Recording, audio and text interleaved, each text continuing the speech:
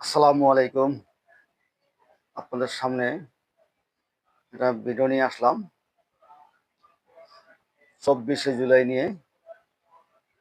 জামাতের আমির ডক্টর শফিকুর রহমান স্বরাষ্ট্রমন্ত্রীর উদ্দেশ্য করে বলেছেন যে আপনারা 24 নিয়ে কেন তো তালবাহানা করছেন, অতএব তালবাহানা চলবে না।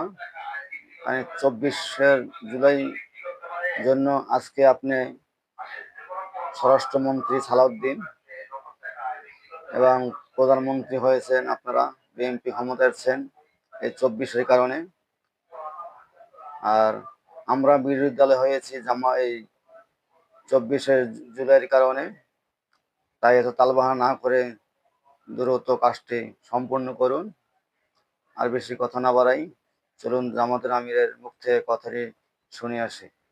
যা এসে কার্যকর রূপ পেয়েছে 24-এ, এই 24কে স্বীকার করতে এত হীনমন্যতা কেন? এই 24 না হলে আজকে আমি এইখানে বক্তৃতা দিতে পারতাম না। এই 24 না হলে আজকে বিরোধী দল হতে পারতাম না, বিরোধী দলের নেতা হতে পারতাম না, এমপি নির্বাচিত হতে পারতাম না, পার্লামেন্টের মুখ দেখতে পারতাম না, ঠিক অনুরূপ ভাবে তারেক সাহেব প্রধানমন্ত্রী হতে পারতেন না।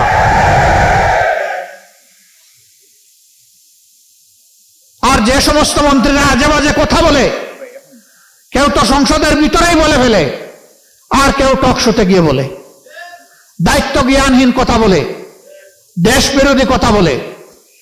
আমরা যখন সংসদে এই বিষয়গুলো তুলে আনি তখন বলা হয় এগুলো সংসদের বাইরের ব্যাপার। আবার আমাদেরকে যখন আঘাত করা হয় তখন শুধু সংসদের বাইরের ব্যাপার না, আধা শতাব্দী আগের বিষয়গুলো নিয়ে আসা হয়।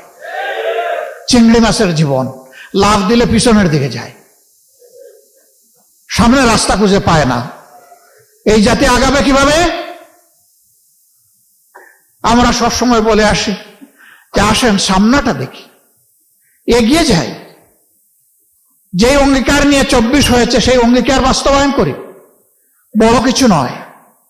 এই যুবকেরা চেয়েছিল একটা বৈষম্যহীন সমাজ, চেয়েছিল সকলের অধিকার নিশ্চিত হোক, তারা চেয়েছিল বাংলাদেশ থেকে দুর্নীতি দূর হোক, তারা চেয়েছিল চাঁদাবাজদের কবলে পড়ে জাতির যে জেরবার অবস্থা এখান থেকে জাতি মুক্তি পাক, তারা চেয়েছিল আদালতে গেলে মানুষ যেন ন্যায় বিচারটা পায়। এই তো এতটুকু। তারা তো কারো কাছে ভিক্ষা চায়নি। তারা বলেছে আমাদের যোগ্যতা অনুযায়ী আমাদের হাতে কাজ তুলে দিতে হবে। আজকে অনেক বড় বড় কথা আমরা শুনছি বিভিন্ন দিক থেকে, কিন্তু কাজের বেলা আমরা এটা খুঁজে পাই না। আপনারা নিশ্চয়ই সংসদ দেখেন, আমি বিশ্বাস করি এই কারণে দেখেন যে এই সংসদকে আপনার মজলুমের সংসদ মনে করেন। সেই মজলুম এমপিরা ওখানে গিয়ে জনগণের জন্য কি বলে এইটা আপনারা আগ্রহ করে শুনতে চান, দেখতে চান। আপনারা মূল্যায়ন করবেন আপনাদের বিবেকের পর্দায়, এ গভীর বিশ্বাস আমাদের আছে। জুলাইয়ের সবচেয়ে বড় দাবি ছিল ফেসিবাদ যাতে বাংলাদেশে আর ফিরে না আসে, এই জন্য সংস্কার সাধন করা, একটা নতুন বাংলাদেশ গড়ে তোলা, অতীতের পচা রাজনীতিকে বিদায় জানানো, নতুন রাজনীতিকে আলিঙ্গন করা, মানুষকে আশাবাদী করে তোলা। এই জন্যই হয়েছিল গণভোট। সেই গণভোটের ব্যাপারে বলা হয় এটা তো সংবিধানে নাই। বলা হয় এই 4 প্রশ্ন এত জটিল, আমি বুঝতে লাগে 4 ঘন্টা, জনগণ কিভাবে ভোট দিল? কেন? এই 4 প্রশ্ন তো 17 দিন আগে থেকে প্রচার করা হয়েছে, সকল মিডিয়া খুলাসা করা হয়েছে, গোপন রাখা হয়নি। আপনারা বুঝাতে চান যে জ্ঞান বুদ্ধি শুধু আপনাদের আছে, এই দেশের 18 কোটি মানুষের নাই। তা তো মানুষকে আপনারা অপমান করছেন। আমি মূর্খ হতে পারি, কিন্তু আমার জাতি তো মূর্খ, আমি কথা বলতে পারি না।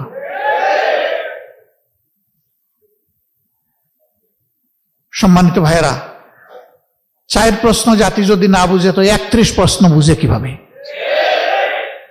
এগুলা সব গুজামিল, ভাওতাবাজি। এবং ইতিমধ্যে একজন বলেছেন আমরা সব কিছু আগে মেনে নিয়েছি যাতে বুটটা হয়ে যায়, মানে বুট হয়ে পকেটে ঢুকে যায়।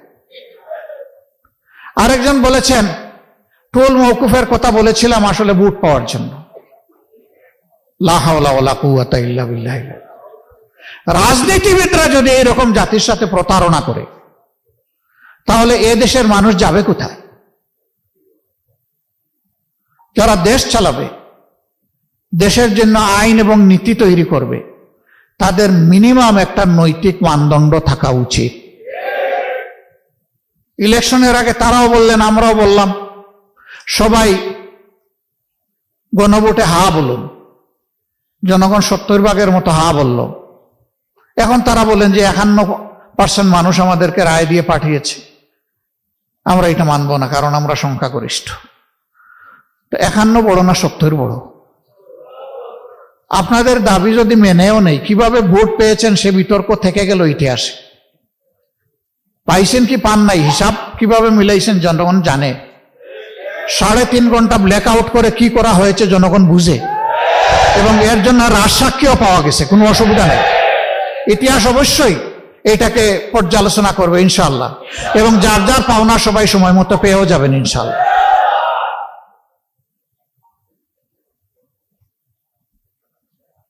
এবং 70% মানুষের রায়কে অগ্রাহ্য করে এখন আমাদেরকে বলা হচ্ছে আপনারাও আসেন, এই অগ্রাহ্যের মিছিলে আপনারাও শরীক হয়ে যান। সংসদে আমাদেরকে অনেক সংবিধান শেখানো হয়, অবৈতনিক কিছু শিক্ষক আছেন, হাবভাব যে দুনিয়ার সব কিছু ওনারা বুঝেন। তা আমি একটু জিজ্ঞেস করতে চাই, সংবিধান সংশোধন কমিটি নামে কোনো কমিটি কোনো বিধিতে কোনো সংবিধানে আছে কিনা? যদি না থাকে তো এটা কেন? এটা হচ্ছে জুলাইকে ভুলিয়ে দেওয়া, এটা হচ্ছে গণভোটকে ভুলিয়ে দেওয়া। আমরা পরিষ্কার প্রতিবাদ করে ওয়াক আউট করেছি। আপনারা জনগণের রায়কে অপমান করতে চান, করেন, জনগণ সেইটা বিচার করবে। আমরা জনগণের সাথে আছি, তাদের রায়ের পক্ষে আছে, লড়ে যাব, লড়াই করতেই থাকব।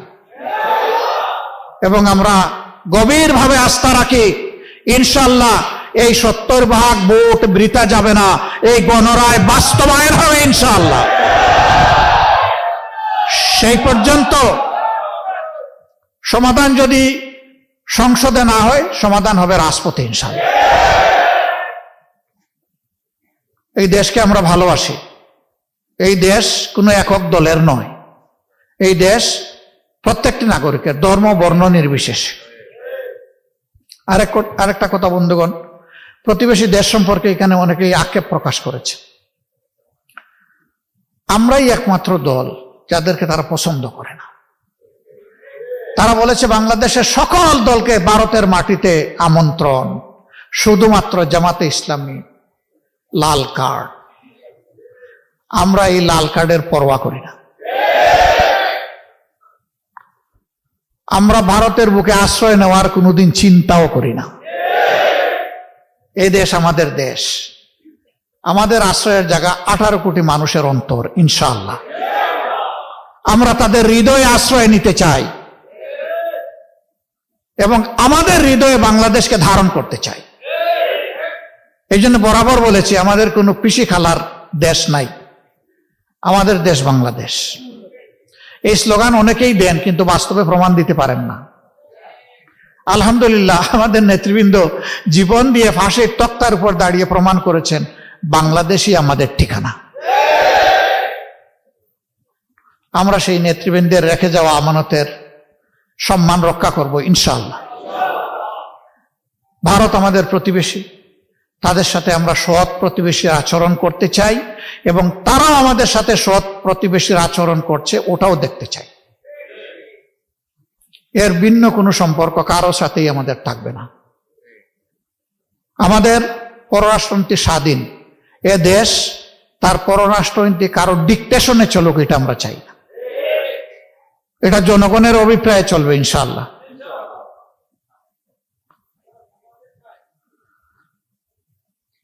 সম্মানিত ভাই বোনেরা, অনেক কথা বলে ফেললাম। শহীদ পিতারা বলে গেছেন যে তাদেরকে হুমকি দেওয়া হচ্ছে। এই হুমকি আপনাদেরকে নয়, কার্যত এই হুমকি জাতিকে দেওয়া হচ্ছে, এই হুমকি আমাদেরকে দেওয়া হচ্ছে। আপনারা আমাদেরকে আলাদা ভাবছেন কেন? আমরা তো প্রথম দিনই আপনাদের ঘর বাড়িতে হাজির হয়ে বলে দিয়েছি যে এখন থেকে আপনাদের পরিবারের সদস্য আর একটা সদস্যের নাম হচ্ছে বাংলাদেশ জামাত ইসলাম। আমরা আপনাদের পরিবারের সদস্য হয়ে আছি, হয়তো পারি না সবসময় খোঁজখবর নিতে মনে চাইলেও, কিন্তু আমাদের অন্তরে আপনারা 7 দিন 24 ঘন্টাই আছেন। আলহামদুলিল্লাহ থাকবেন। এই ঋণ পরিশোধ করার কোনো শক্তি আমাদের নাই, কিন্তু আমরা চেষ্টা করে যাব যাতে আপনাদেরকে সম্মানটুকু দেখাতে পারি। আল্লাহ যেন এই শক্তি আমাদেরকে দান করেন। আপনাদের নিরাপত্তা আমাদের নিরাপত্তা। আমরা ভয় পাই না, ভয় পাই শুধু আল্লাহ রাব্বুল আলামিনকে।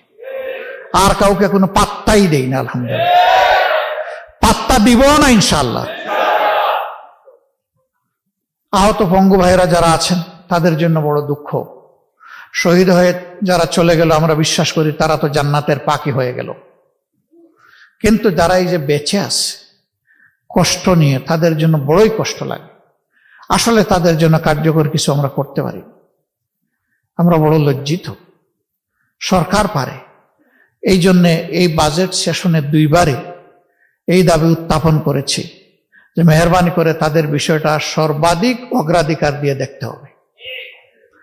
রাষ্ট্র যদি না দেখে তাহলে এই রাষ্ট্র হবে অভিশপ্ত রাষ্ট্র।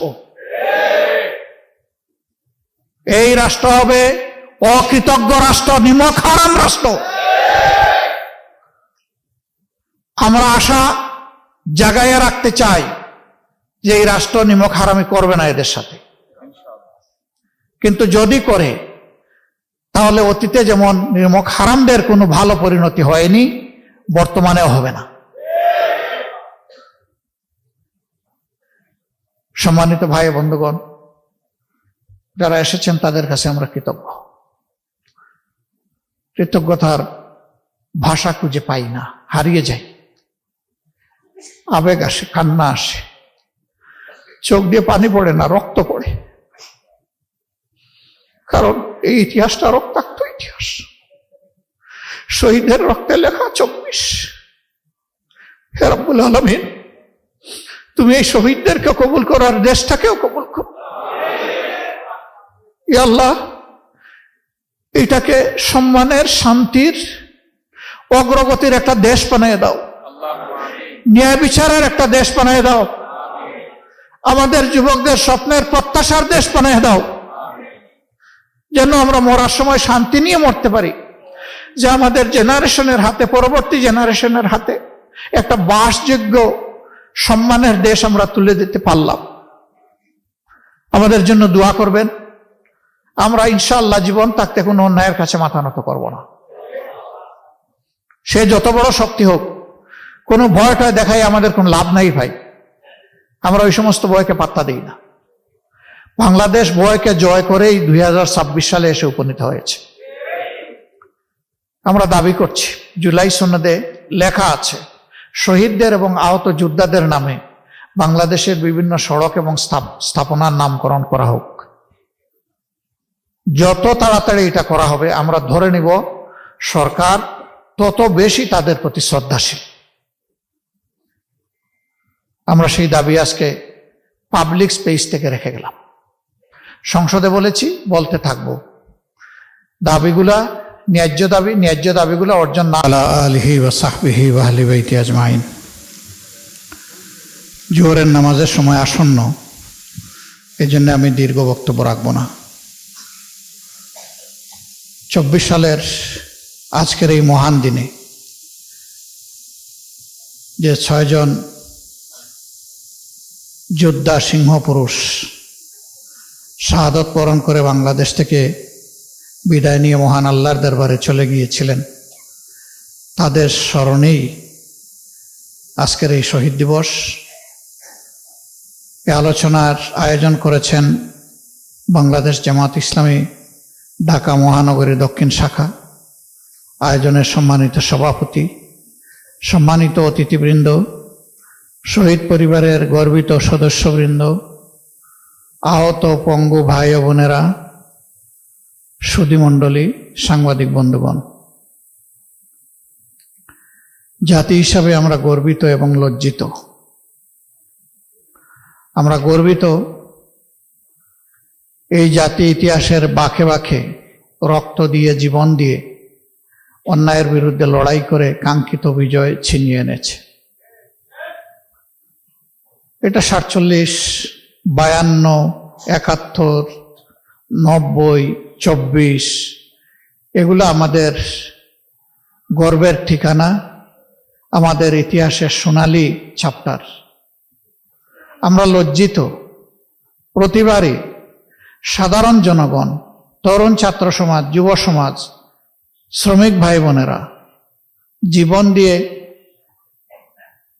এই অর্জন যখন জাতির হাতে তুলে দেয়, তখন কিছু লুটেরার হাতে এটা হারিয়ে যায়। সেই 24টাও শেষ পর্যন্ত যা হলো, হারিয়ে দেওয়ার কসরত করা হচ্ছে। আল্লাহর কসম, জীবন দিব কিন্তু 24 হারিয়ে যেতে দেব না।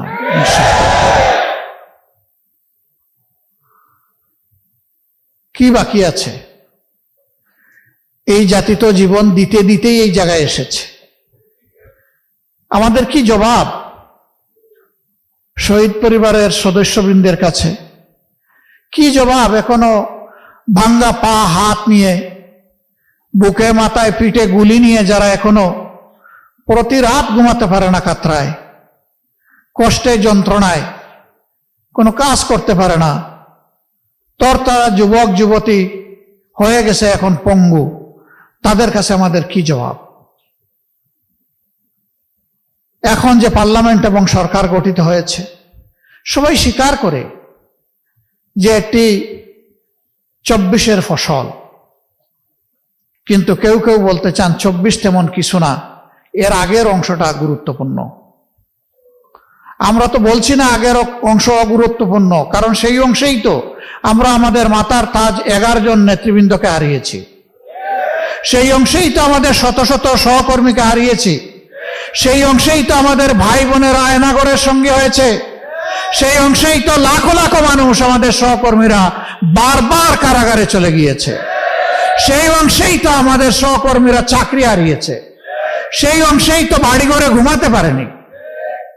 আমরা তো ওই অংশ অস্বীকার করছি না, কিন্তু এইটা অস্বীকার করার কোন উপায় নেই।